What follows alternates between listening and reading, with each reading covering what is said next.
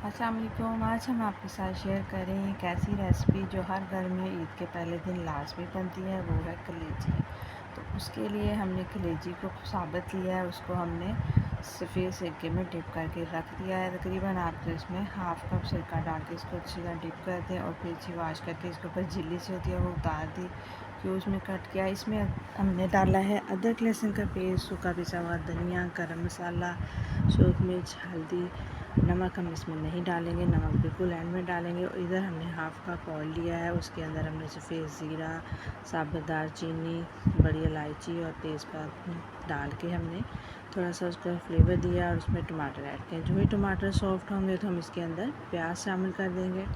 प्याज बहुत ज़्यादा नहीं जाना। और इधर हमने जो मसाले डाल के कलेजी रखी है उसमें हम थोड़ा सा कढ़ाई मसाला शामिल करेंगे और दही 1 पाव ऐड कर देंगे।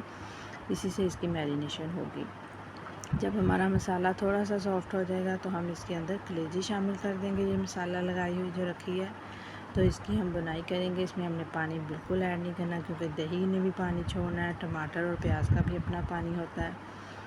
थोड़ी देर इसकी बुनाई करेंगे और इसको हम ढाँप देंगे। थोड़ी सी हमने इसमें कुटी हुई लाल मिर्च भी डाल दी है।